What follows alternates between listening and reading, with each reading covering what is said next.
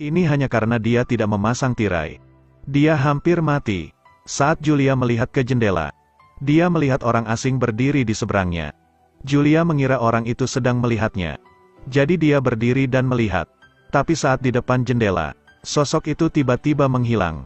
Mungkin dia terlalu banyak berpikir. Tapi malam itu dia masih belum bisa tidur. Julia bangun dari tempat tidur dan berjalan ke jendela. Tapi ketika dia tanpa sadar mengangkat kepalanya untuk melihat keluar jendela, dia melihat pria itu muncul lagi. "Apakah kamu sudah tidur?" "Belum. Maaf membangunkanmu. Kemarilah." Keesokan paginya dia langsung keluar untuk memesan gorden. Namun saat dalam perjalanan pulang, Julia melihat apartemen di seberangnya.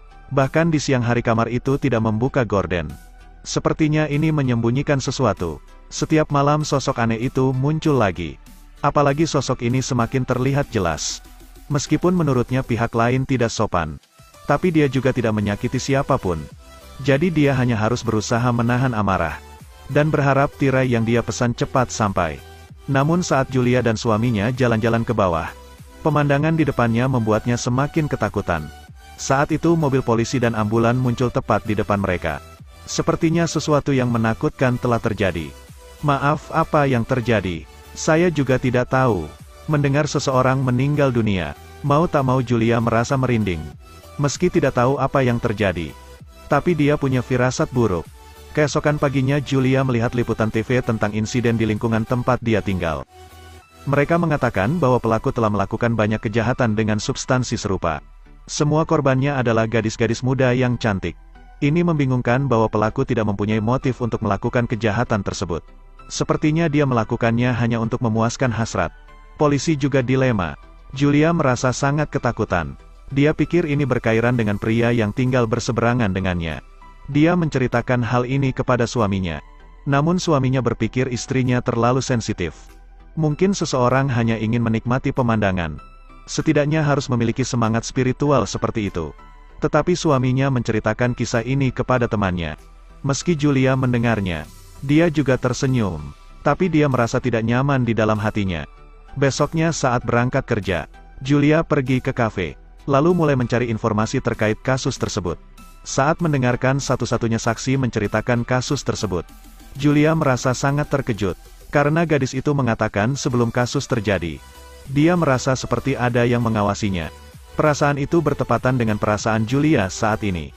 Kemudian dia mulai merasa lebih aman. Dia terus merasa ada yang mengikutinya. Tapi saat melihat orang di samping, orang itu berjalan melewatinya. Mungkin Julia terlalu banyak berpikir. Atau karena tekanan yang terlalu besar, dia menjadi paranoid. Jadi Julia memutuskan pergi ke bioskop untuk menghilangkan stresnya. Meski di bioskop banyak orang, dia memilih tempat di mana tidak ada orang. Kemudian duduk. Setelah melihat tidak ada yang mencurigakan, dia bisa makan popcorn dengan aman. Tapi belum lama menonton, muncul orang asing duduk tepat di belakangnya. Jelas ada banyak kursi di bioskop. Tapi orang itu bersikeras duduk di posisi paling dekat dengannya. Julia mau tidak mau merasa merinding. Dia melihat orang itu semakin dekat. Dia takut untuk meninggalkan tempat duduknya. Kemudian Julia berbalik untuk keluar dari bioskop. Namun orang itu tidak melakukan tindakan lebih lanjut. Dia pergi ke supermarket paling ramai di kota. Melihat setiap kelompok pelanggan dekat, mereka memantau kamera untuk petunjuk. Pria tersebut ditemukan dengan cepat oleh staf. Tapi setelah dia mati, tidak ada yang janggal. Tapi tingkah Julia malah lebih mencurigakan. "Dia menatapku. Dia hanya menatapmu." Melihat suaminya tidak bersimpati padanya, dia merasa sangat kecewa. Julia menggunakan ponselnya untuk mengambil gambar. Jadi malam itu dia membuat keputusan yang berani. Dia mengantar suaminya berangkat kerja. Tapi setelah itu dia mengintip melalui celah untuk memantau orang-orang yang berjalan di lantai bawah. Berharap bisa melacak penguntit. Tapi dia menunggu seharian tanpa mendapatkan apa-apa. Ini membuat Julia semakin curiga. Hari semakin gelap. Dia terus melihat rumah di seberangnya. Saat itu seseorang mengetuk pintu. Dia semakin panik. Dia dengan gemetar berjalan menuju pintu. Setelah melihat orang di luar melalui celah pintu, dia berani membuka pintu. Wanita tua di luar terus mencoba mengatakan sesuatu. Tapi Julia tidak begitu mengerti apa maksudnya.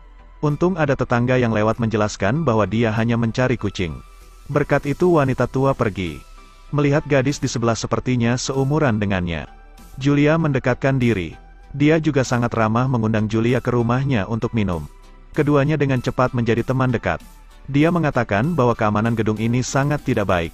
Jadi dia harus memiliki senjata untuk pertahanan diri. Julia juga setuju dengan pemikiran ini. Begitu saja keduanya berbincang dan tertawa bersama sepanjang malam. Setelah perbincangan itu, Julia merasa mencurigai kelebihannya. Maka sesampainya di rumah, dia memberanikan diri untuk membuka gorden. Benar saja pria itu masih berdiri. Apakah Anda benar-benar melihat ke sini? Melihatnya masih tak bergerak. Ia pun menghela napas lega. Ternyata hanya karena terlalu banyak berpikir. Tetapi ketika merasa dirinya konyol, sosok itu tiba-tiba bergerak. Setelah suaminya pulang, Julia terlalu takut untuk mengatakan apa-apa. Suaminya penasaran dan melihat keluar jendela. Tapi rumah itu menutup tirainya. Melihat istrinya bersikeras mengatakan demikian, ia menelepon untuk memanggil polisi. Julia menceritakan kejadian yang ditemuinya. Usai mengatakan itu, ia pun menunjukkan foto pria tersebut kepada polisi. Mendengar polisi mengatakan akan pergi ke rumah itu untuk menyelidiki, dia mengikuti di belakang. Namun Julia di rumah menunggu sendirian.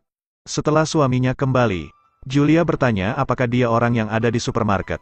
Dengarkan aku. Meski orang itu sama, kita tinggal bersama di daerah yang sama. Pergi ke supermarket yang sama itu biasa. Kenapa kamu tidak mempercayaiku?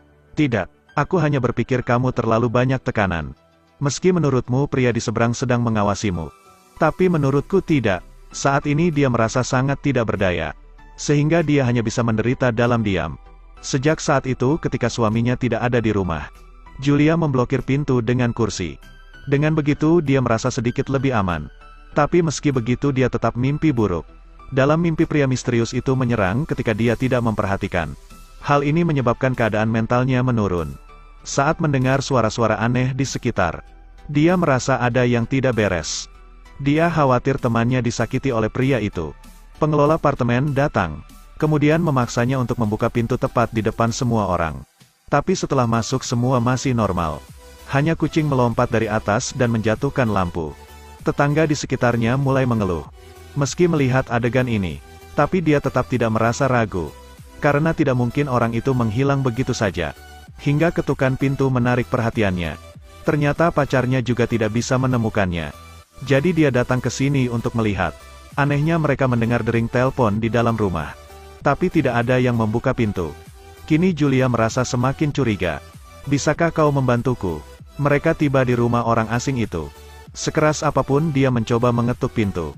Orang di dalam tidak menanggapi. Melihat hal itu dia dengan marah pergi. Tetapi rasa tidak aman masih menguasai pikiran Julia. Sehingga dia memberanikan diri untuk mengetuk pintu rumah itu. Yang membuka pintu adalah orang tua.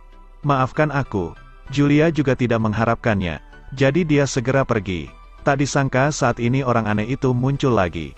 Setelah sampai di rumah Julia masih merasa ketakutan karena kejadian tadi. Tak disangka polisi datang mengetuk pintu. Orang yang tinggal di gedung seberangnya bernama Daniel. Hari ini Pak Daniel mengadu kepada kami tentang pelecehan tetangganya. Setelah mengatakan itu pria itu mengulurkan tangannya. Sudah jelas bahwa ini hanyalah rencananya. Tapi Julia berpura-pura mengikuti. Tapi sepertinya orang itu mengingatkannya. Kisah ini belum berakhir. Karena Julia terlihat tidak berdaya, maka dia menunjukkan teleponnya. Ternyata pelaku kasus berantai itu sudah ditangkap. Apalagi dia juga yang menemukan jenazah. Kini semua bukti sudah jelas di depan mata. Tapi Julia masih merasa sangat skeptis. Untuk membuat Julia membuang obsesi itu, dia membawanya ke pesta perusahaannya. Tapi tidak menyangka saat mereka sedang berbicara, rekannya menduga pelakunya adalah tetangga. Suaminya tidak percaya, tapi dia juga membicarakan hal ini kepada orang lain. Ini membuat Julia sangat marah dan langsung pergi dari pesta.